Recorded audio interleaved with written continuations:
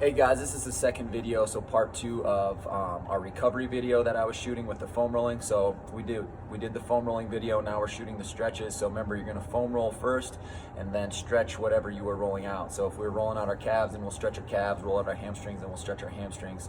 This is just a quick video. There's plenty of different stretches that you can do. I'm just gonna show you something quick.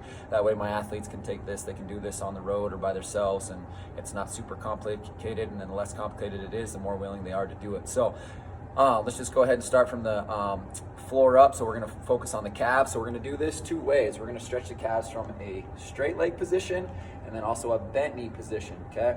So when you're doing that straight leg, don't just have your hips back behind you like this. I want you to set that foot, make sure it's flat and that it's not turned out. So everything is a nice straight line. And then when I do that, okay, I'm going to drive my hips forward, squeeze my glutes, and then push into that stretch, okay, as far as I can.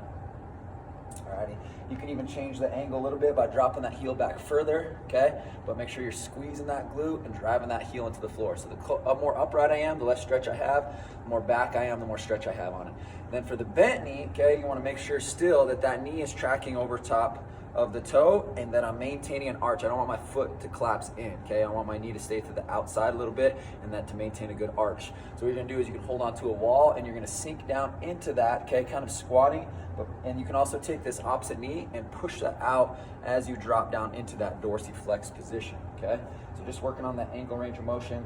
You may feel this in the front of the ankle. If that is, it's more of a joint restriction. If you feel it in the back, it's more of a flexibility issue that you can continue to roll out and work with. But if it's a joint, there's a few other things that we can do, kind of some distraction stuff working into this position, this dorsiflex position. So you're just gonna work that from a straight leg and a bent knee position, okay? You can contract, relax out of that, or just hold that, breathing through it. So you'll do that just like you did on the other ones, okay? 20 to 30 seconds if you wanna keep this routine kind of short. So if you're rolling and doing the stretches and you wanna keep it around that 20 minutes, you wanna keep it about 20 to 30 seconds. Then the next one you guys are gonna do is a three-way banded hamstring stretch. We're just working up the body. We're gonna go from a straight leg position straight up. We can contract, relax. We'll go across the body and then open, all right? So we're hitting all three parts, okay? Right on the back side, the outside, and the inside a little bit. So you're gonna go lay on your back. You're gonna go straight up, okay? Relax back.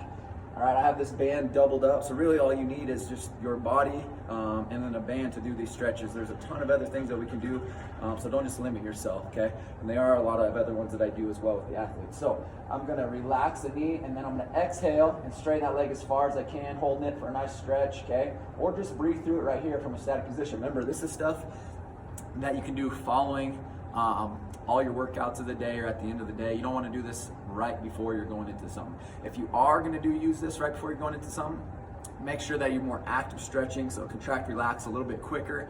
But I prefer to do this at the end of the day, all right? Because it kind of puts us in that parasympathetic state, kind of that relax and recover state.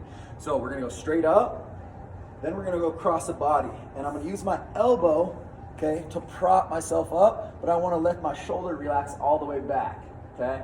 So from here, then I can bend the knee and then extend it to get more of a stretch, all right? Then we'll go to the outside, all right? I want to keep this hip flat on the ground as well. So I'm going to prop up my elbow. You can see my elbow underneath, okay? And then I let that leg fall to the outside. And then same thing, relax it and then go into that stretch as I breathe, okay?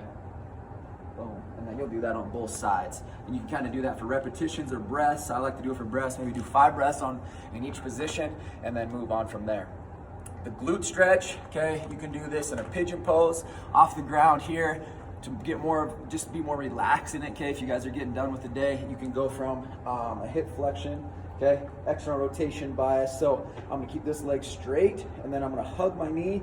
So under the knee, over the ankle, lay back and pull it as far up as I can in my chest. You can even extend that knee a little bit, okay? That's gonna give you more of a stretch rather than closing the knee down, just like you would be if you were in that pigeon pose, right? If that knee is less flexed, right, it's gonna be a little more stretch on that glute kind of piriformis area. Then after that, okay, we'll work into our Bretzel stretch for kind of the quads, okay? There's a few different things we can do. We can do a banded quad stretch, so how you have your band if you're doing your hamstrings. You can put this on the foot, okay? So it'll be on the laces. You'll lay on your belly, alrighty? And then you're gonna pull make sure that your knee isn't out to the side, make sure it's parallel to the other one. Come up over top of the head, and then what I want you to do is squeeze your butt and then lift, okay? I don't want you to let your hips roll off the floor, all right? So keep those hips square to the ground, and then just lift up from that glute, okay? You'll get into some hip extension as well, as that's what you want. So rather than just getting a quad stretch, you'll get some hip extension, hip flexor stretch with that. You can go into a sideline quad stretch, so you just grab the foot, you're here, okay? And then squeeze the glute, and then pull that knee back behind your body, because we're trying to get extension of the hip. So to do that, you need to keep your core tight and then squeeze that glute, because if I just pull my knee back behind my body, I'm going to extend out my low back, and I don't want that. I want my hips to extend, not my low back to extend. So remember, when you're stretching the quad and you're tying into the hip flexor, that you're getting true hip extension, not just lumbar extension. All right. Then after we rolled out the quads, we went to the adductor groin area. So you can go into this kind of quadruped position, so up on your hands and knees, okay? You're gonna put one leg out to the side flat, okay? And then your other knee is out to the side as well. So you can slide this knee out further to get more of a stretch. But start forward and then sit back, okay? This leg is locked out, and just breathe through that. So sitting your butt towards your heel, relax out of it, sit back. If you need a pad under your knee, you can do that, okay? And that works too. Or you can go into this frog stretch where you start in a quadruped, let your knees slide to the outside, feet are turned out. I'm gonna start forward, and then I'm gonna rock my hips back. So from the side, okay, I'm here, back straight, and then I'm sitting back, okay? And that'll tie in. When you sit back, that's gonna give you that stretch.